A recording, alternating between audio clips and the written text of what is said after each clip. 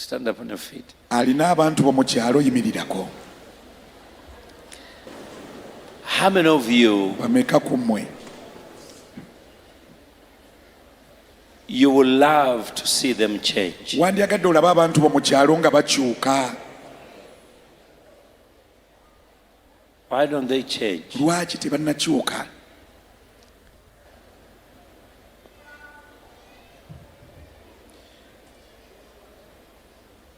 Why don't they change?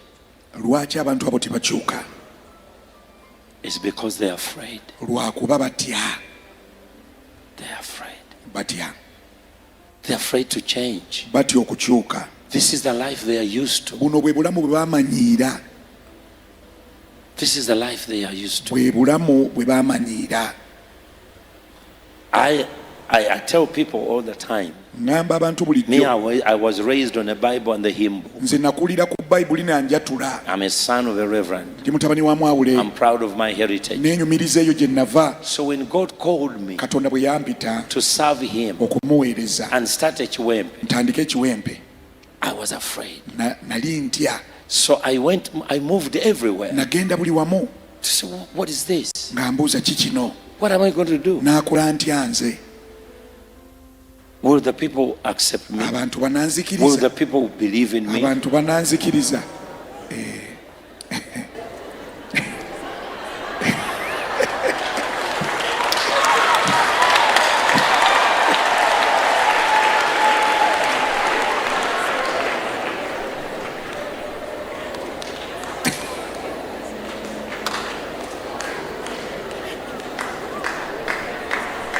Gwenno nja kugoba mu church. ow'ebifaananyi owangaale. So I said, what is going to happen? ne mbuuza kye kigenda okubaawo. What will my parents say? bazadde bange banaagamba What will ki? my relatives say? ab'eŋŋanda zange banaagamba ki?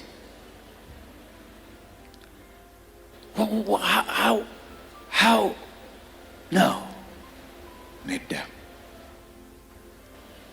The hymns, the songs I know were hymns. ennyimba ze nali mmanyi ze ziri mu njatula. I didn't know these songs of your contemporary songs. ez'abalokola b'ebiseera ebyo nga sizimanyi. And the style of preaching. engeri y'okubuulira Because enjiri. I became a mubulizi at the age of 15. nafuuka omubuulizi nga nina emyaka 15.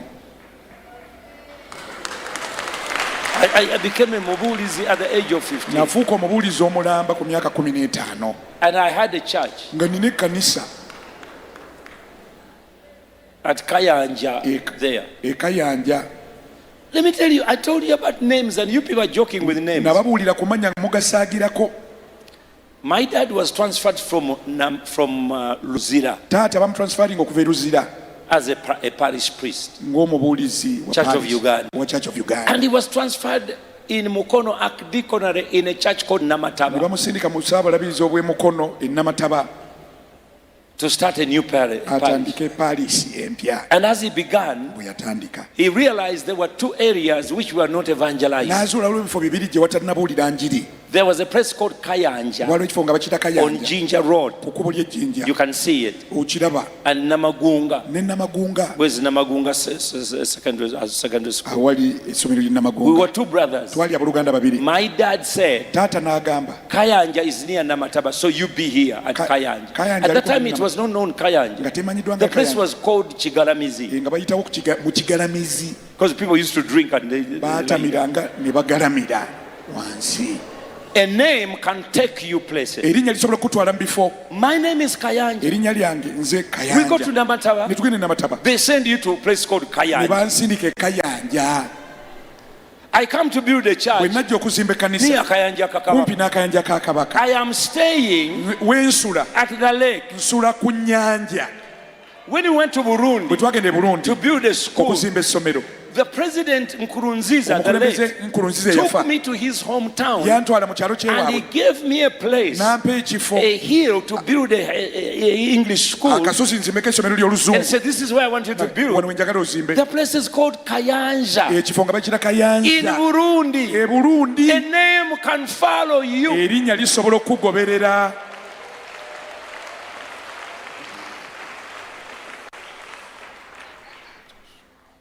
May you become a billionaire. kusabidde ofuuke bilioneya.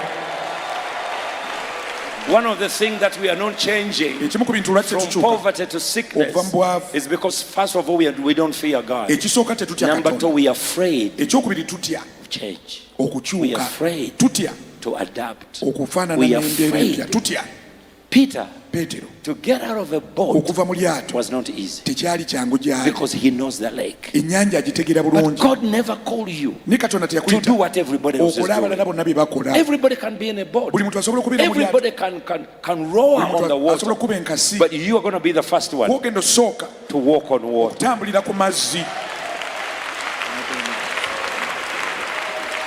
The fear okutya of being a pioneer okwokubeera atandika is ekintu a curse. kikolimo kyennyini May the Lord use you nsaba mukama kozese to be the first one in your family. obeere nga gwosose mu famire yo Number 5, how do you break it? ekyokutaano Sit down, I'm finished. Butuleko How do you maliriza break it? okikutula How do you break that curse ekikolimo ekyokutya of ekyo the community? His ekyekyalo altars. ebyoto His altars. Ebyoto. You have to place an altar. oteeka ozimba You ekyoto must have an altar. oteeka okuba You n'ekyoto must have a place of prayer. ekifo woosabira In your own mu home, nnyumba eyiyo choose a corner londawo where you ensonda meet God. wosinkanira In your own katonda house, mu nnyumba yo where you meet God. wosinkanira katonda Where you meet God.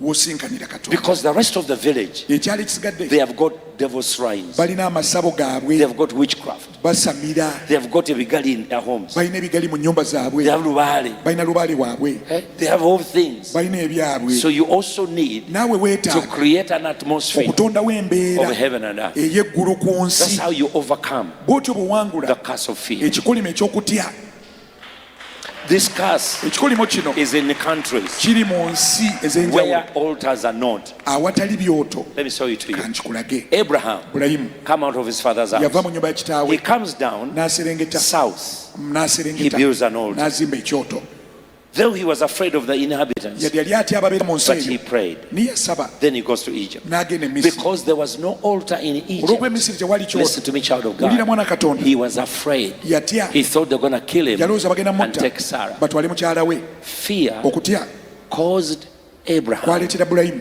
to call his wife okuyita mukyala we my sister. mwannyina They nearly took her. kabula kataba mutwale Fear. olw'okutya Because in that land, kuba mu nsi eyo there was no altar. tewaali kyoto People of God, it's very important. bantu ba katonda If you're going to break curses on your village, bw'oba onookutula ebikolimo ku in byalo your village house, ku nnyumba y'omukyalo find a place funayo ekifo where you meet God. we musinkanira katonda Where you meet God. wosinkanira katonda On your land, ku ttaka in lyammwe the village. mu kyalo If you have got 100 acres, bwema mulina eka 100 give God 5 or 10 acres katonda muweeko eka 5 oba 10 and put a house of worship. muzimbeko ekkanisa If you have got 10 acres, oba mulina eka 10 give him one. muweeko eka emu katonda You know, one time the Lord spoke to me very closely lumu mukama yagera nange after we had lost our cows. nga tufiiriddwa ente zaffe The people who were there, abantu abaliyo you know, were confused. baabagula People had approached them baabatuukirira abantu and our cows died. ente zaffe ne zifa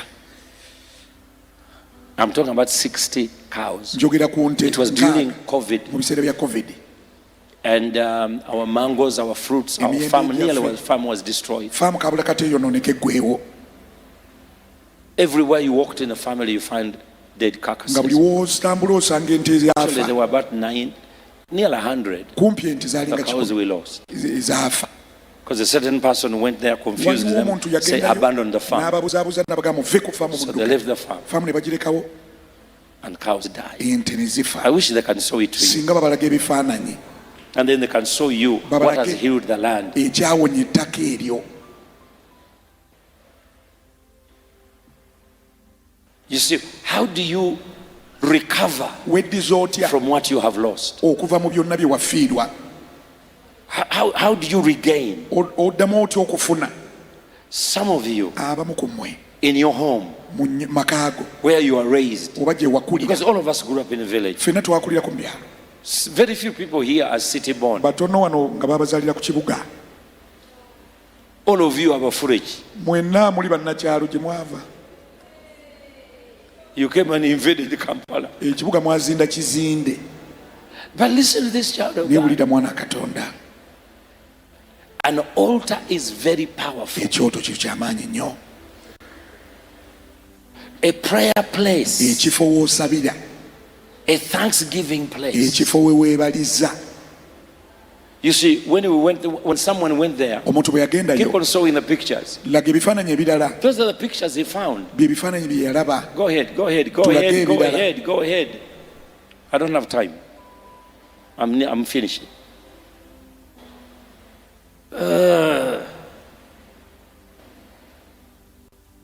Go ahead. You move the pictures. Okay, forget about it. Okay, you see that? Mubiraba. 100 carcasses of they killed our animals. Batta ente zaffe emirambo nga 10. So how do you survive odda otya engulu from that? okuva mu mbeera eyo.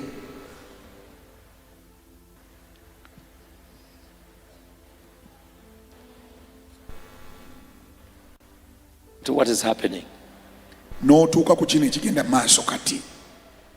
Someone walked on the farm and bones were everywhere. Dogs were having a field day. Embwa nga zeegereesa ziri mu kulya eno n'eri. And the people who did that are believers, are pastors. Abaakola ebyo nno basumba. So how do you survive? Owona otya. You can pack your bags and go. Osobola osibako engugu n'ogenda. Oba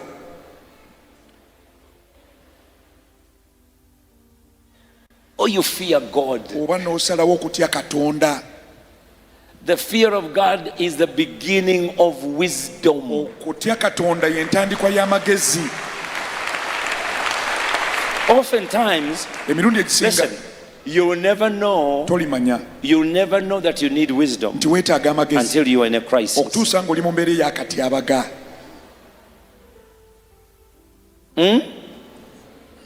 You will never know that you need wisdom until you are in a crisis. Tolikimanya nti weetaaga amagezi okuggyako ng'oli mu katyabaga. So how do you come from there? Ova otya mu mbeera eyo? During the same COVID, mu COVID y'omu the Lord said, give 90 bulls. Mukama yang'agaba seddume 90. Abantu tebalina kyakulya. Take the numbers of the food. First of all, so take the numbers of the animals that have died and give it to the Lord.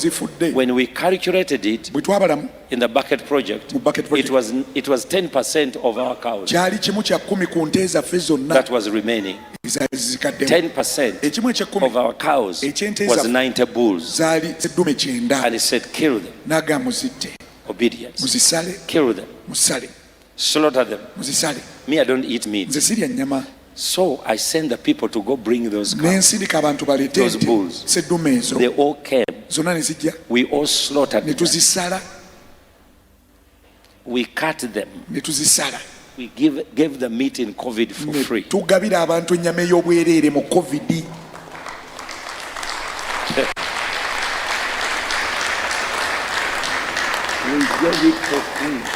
We gave it for free. Ennyama twagaba ya The bwereere. fear Okutya that was upon me okwandiko was incredible. nga tekwogerekeka.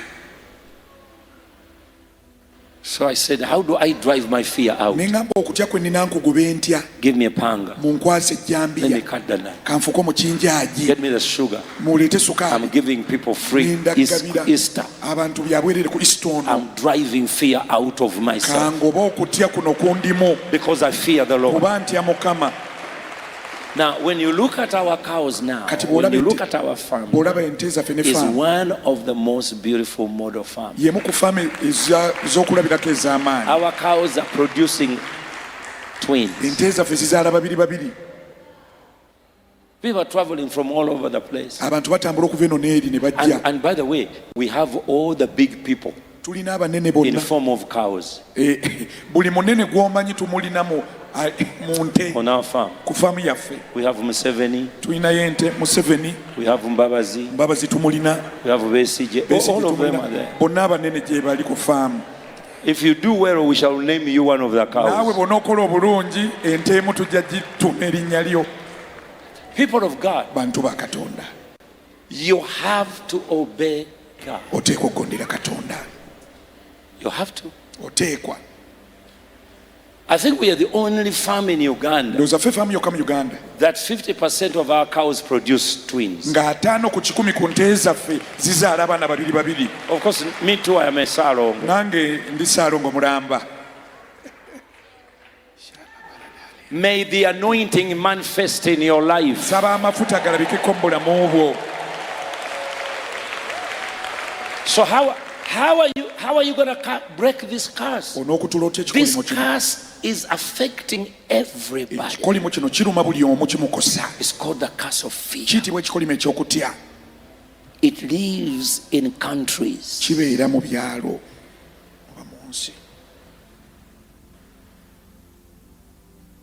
It speaks